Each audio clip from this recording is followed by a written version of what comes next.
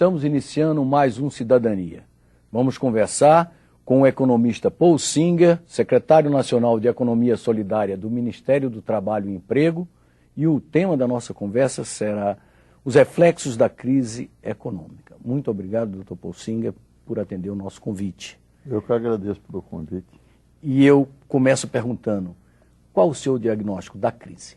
O que provocou essa crise? Essa crise teve por origem uma crise imobiliária. Quer dizer, houve uma longa bolha, um longo crescimento artificial, diria eu, da construção imobiliária nos Estados Unidos e também em vários países da Europa, Espanha, Irlanda, aquecida por uma facilitação enorme do crédito. Houve que foi, aliás, socialmente positivo, quer dizer, as famílias pobres, vários milhões de famílias pobres nos Estados Unidos, que não teriam condições de ter casa própria, receberam crédito dos bancos sem entrada praticamente. Não precisavam ter poupança prévia e os créditos eram relativamente longos e inicialmente com juros baixos, que depois iriam aumentar.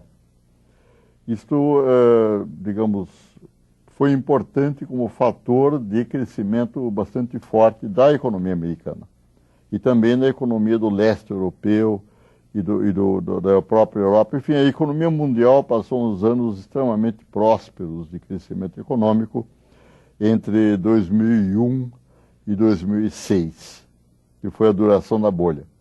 Agora, como tudo acontece no mercado real, não no mercado financeiro, a demanda tem limites. Então, chegou-se um momento em que tornou-se difícil colocar mais moradias para vender e conseguir encontrar compradores. A partir de 2006, essa bolha estourou. Mas estourou gradativamente. Ainda hoje, os imóveis nos Estados Unidos estão caindo de preço. Já faz 2 anos e tanto agora.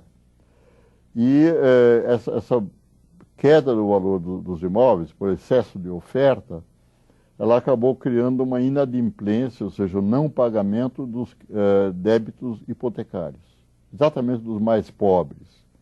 Essas famílias, de repente, perceberam que tinha uma dívida que valia muito mais do que a casa que era a garantia da dívida.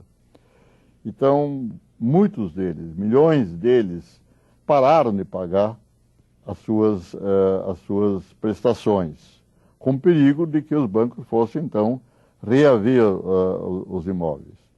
Essa é a origem dessa crise. Agora, essas dívidas hipotecárias, que eram de um certo número de bancos especializados nos Estados Unidos, o Freddie, o Mac e tal, eles acabaram entrando no mercado financeiro mundial sob a forma de títulos, coladas com outras dívidas. Chamados derivativos. Também chama derivativo, mas são basicamente pacotes, tal da inventividade financeira, em que havia uma garantia real que era exatamente a casa.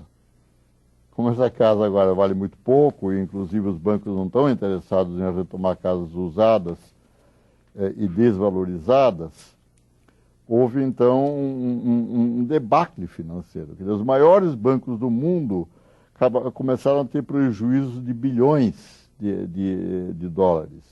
O Citibank, enfim, grandes bancos americanos, grandes bancos japoneses, grandes bancos europeus.